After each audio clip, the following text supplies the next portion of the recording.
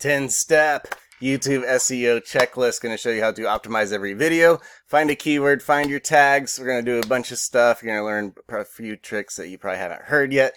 And we use these on clients and a whole bunch of stuff to grow their traffic. And we're going to get yours growing next so that you can reach more people and bring the shift for the earth that is inside of you to bring heaven to earth. That's what we talk about here on Preferable Life. I'm Josh.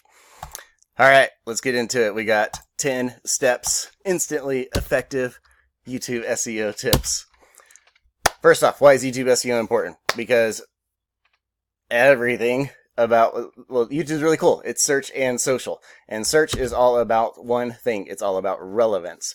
If you make a video on, I don't know, weight loss, and you talk about eating potatoes or whatever, I don't know.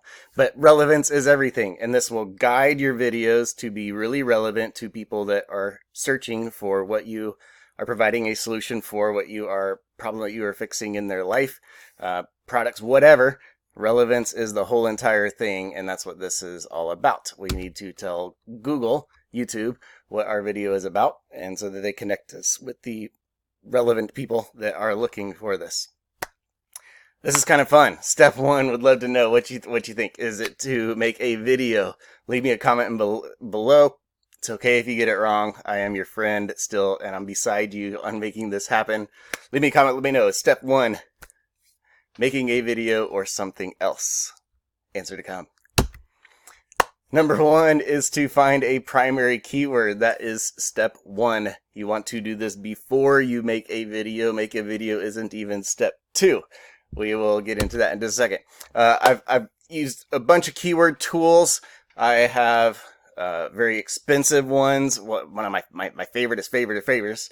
It's like $100 a month. I'll put a link to use. Well, let's do the description. Let's get through this checklist. I'll put a link in the description for it, but this guy is like $5 or $10 a month. There's also a free one. I'll put a link to it in the description as well. But you cannot go wrong with this one, and I'm going to show you how to use it. It's super easy, super fast. Integrates with your YouTube channel stats and everything. It's super cool. Preferablelife.com/YT is where to get it. And like I said, it's $5 or $10, something like that. So whenever I'm going to pretend that I'm making a video on resistant starch. And so what you do is you put your, sorry about that, had kids playing games outside my door. Resistant starch.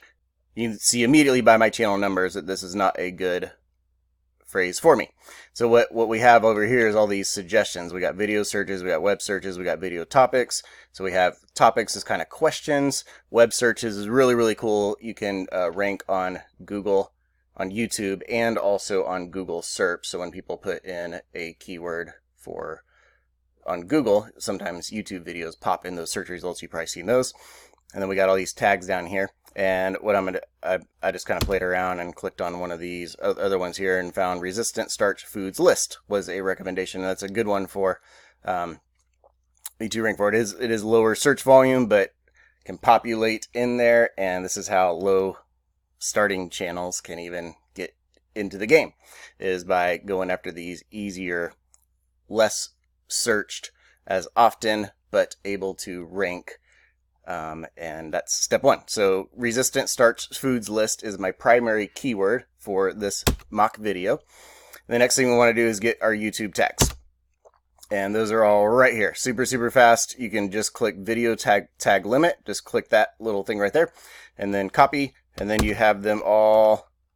Oh, maybe I should do this in a little different order. Then you have them all right there. You have your resistant starch foods, we got health, weight loss, starch, resistant starch diet, resistant starch benefits, resistant starch foods, all these tags that are relevant to this resistant starch foods list, okay, primary keyword.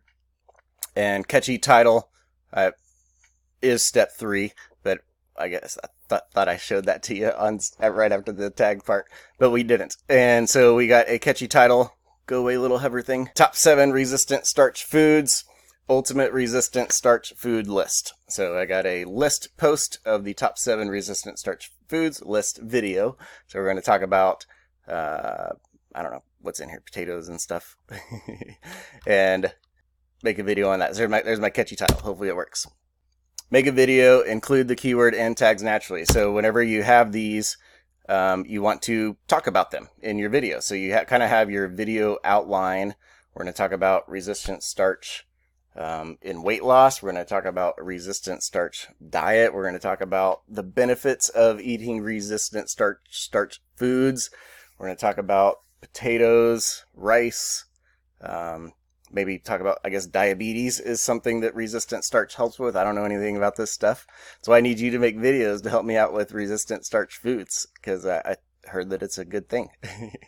So anyways, that is going to, I'm going to talk, not read this list, okay, but it's just going to kind of help me with my outline of what I'm going to make this video about. And that's why I said naturally. Make video, include keywords and tags naturally. So you don't want to force that stuff. Catchy meta description. What's a meta description? So whenever you search a video, you have the catchy title right here that pops, okay? It's technically called a description, but in SEO it's called meta description, and that's my background, so that's why I say meta description. But YouTube just calls it a description. But it is kind of very similar to a meta description. You can see that there's more content here, but YouTube is only showing these first, I don't know, 60 words or something to that extent. So you want a short and catchy part up front, okay? And you want to, because when people are choosing between this video and this video, we'll talk about why this one's probably ranked higher than this one in one of the next steps. But I want my copy, my meta description words, to be more compelling than this guy's meta description words. And if I can write a better meta description, more catchy meta description, more people will click on my video, and that's the game. Then you want to write a mini blog and include YouTube links. The easiest way to do this is to, after you make your video, to drop it in timmy.com. If you don't want to do that, no big deal, but it's 10 cents a minute. So on a 9-minute video, a 6-minute video, you're looking at 60 cents or 90 cents, and you get all of the words that you spoke from your spoken word. You get them transcribed, and then you can dump them and clean them up a little bit, and then you have a mini blog basically in the YouTube description. YouTube gives us 5,000 character space down there. Fill it up, because that, if you have these tags sprinkled throughout that description, have your keywords sprinkled throughout that description, that is search engine optimization. You are giving YouTube more and more and more confirmation that this video is absolutely about YouTube SEO, ranking your YouTube videos on ranking your YouTube videos high, okay? But in this description, it's starchy foods. I forget what we're talking about. Food starch list. So if I get potato in there and I get all these words that transcribe from my video, if you don't want to do that, another way that I have done in the past is just open up Google Docs, and there's a voice typing section. You can just hit. Only works in Chrome, doesn't work in Firefox, so that's why I'm not using it so much anymore.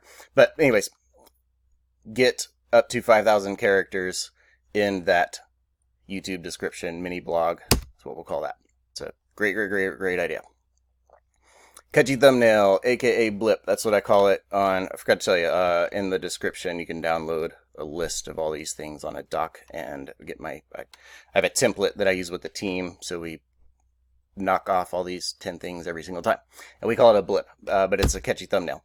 So whenever you look at these results for meta description, okay, one I want to show you here. See, these are bolded meta description. These keywords are bolded. You don't see that here, you don't see that here, and that's because I put meta description in my search for this. So if you look at these four, and just this one's number 1, this one's number 2.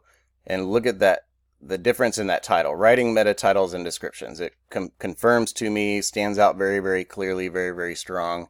His eyes are in a better spot. If he had better words right here, and he actually has a why you want to have good meta titles. So his is actually better, but it's too long. You can't see it. So that's why I call it a blip, because it only needs to be 1, 2, 3, 4, 5-ish words, kind of max. So if he had optimize CTR, I think most people know what that is. I don't know, maybe they don't. It stands for click-through rate. Probably just get more clicks and traffic would be great right here, and then he would probably bump this one up, because this has no what's in it for me. It's just about the thing that I'm searching. But the reason why I want to work on my meta description is so that I get more clicks and I get more traffic. And so that's kind of the, so a blip is what I call it, but it's basically a thumbnail that has words coming alongside getting people to click through and watch your video. So a catchy thumbnail. Step 8 is video and thumbnail file name as keyword. This is super critical. Whenever you record on your iPhone or you record on your, what am I using right now? Screencast. You record on something, it makes the file name movie 1179382 or whatever it is. That doesn't mean anything to Google. It doesn't mean anything to YouTube. So change those file names before you upload them to YouTube. And same thing with your image. Oh, to make my images, I use Snagit, my catchy title things, but Photoshop, Canva, there's quite a few options there, but I use Snagit. It's, I don't know, $60 or $80, and I use it for a lot of other things as well. Maybe we'll make a video on Snagit sometime. But same thing with the thumbnail. Whenever you save it, it's, you know, image 07195. You want to change that to be your primary keyword. So we'd have this resistant starch foods list as the primary keyword, as the video file name, and also as the image file name, and that absolutely tells Google.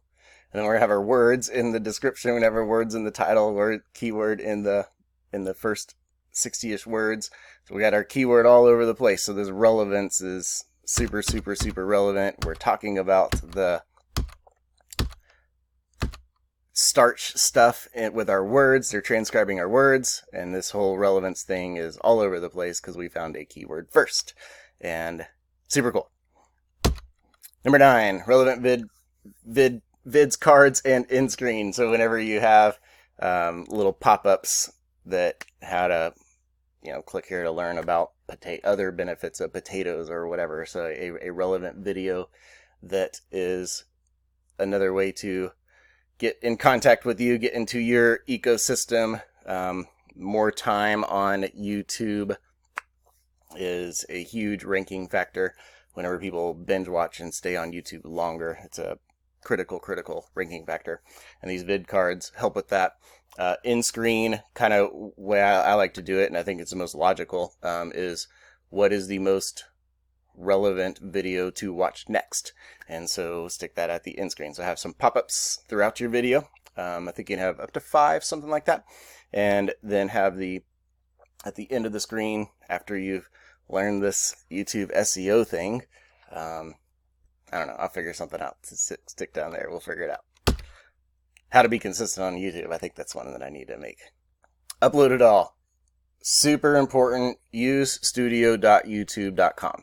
The why here is that YouTube is distracting, and that's good for us as creators, but it's good for us as creators on YouTube, but bad for us as creators on YouTube because it tricks us into consuming instead of creating.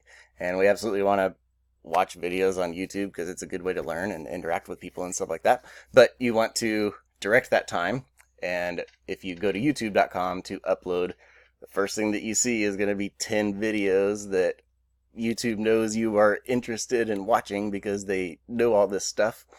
And so if you go to studio.youtube.com to upload instead, it helps on eliminating that distraction. And number 10 is watch, like, share, and comment. Before I explain these, I'll have them all these 10 steps listed on the next slide, so you can take a screenshot of it. Also, preferablelife.com/ it's on the next slide too. The team and I use a doc that we put all these on, and I put a copy of that Google Doc on there so that you can use kind of the checklist that we've been building for a year and a half, helping our clients grow their channels. You can use that on free, no email or anything. Just download the doc for free. So this is a little different than what you might think. So watch, like, that, especially when you're starting, you watch the video for your first time. We got to get rid of that goose egg. We got to get rid of that 0 views as fast as possible.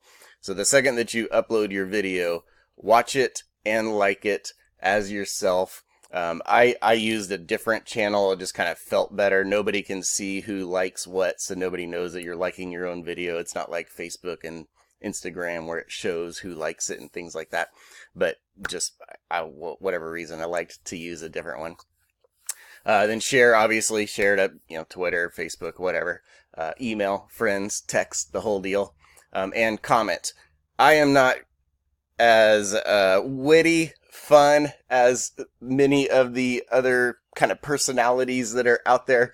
I'm pretty straightforward and just, I can't do the first comment thing. I haven't gotten into a good flow with that. Maybe I need to have one of my girls that on the team write those for me. But absolutely reply to every single comment. YouTube is search and social, and engagement is a huge algorithm booster. I'll put a link to a video that explains that whole system, the whole game of YouTube and SEO and SEM and social that it has. But absolutely, whenever we are at a gas station or whatever and someone says hi to us, we say hi back. If someone leaves a comment on your YouTube video, reply back to it. One, it's the friendly right thing to do, but two, it helps your SEO, YouTube, Google ranking, all that stuff, because engagement is a big deal.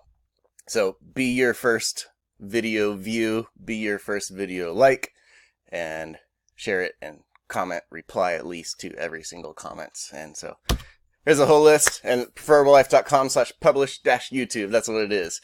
Have that doc there for you, and I'm also going to record uploading the whole entire process of all of these steps so you can see the whole thing. So find a keyword, search everything. We've already talked about it all. I'm Josh, preferablelife.com. I want to help you crush your dreams, crush your goals, change the world, bring heaven to earth, and you have it inside of you already. God has put it inside of you, and your hands and feet and your words, they bring forth what he's doing in humanity, and YouTube is a free place to get that reach out, to bring that shift that's inside of you for our earth. I need you, and it's fun. You get increase in self-awareness. That's another great thing about it. I'm Josh, preferablelife.com. Hit subscribe, hit thumbs up. This helped you out.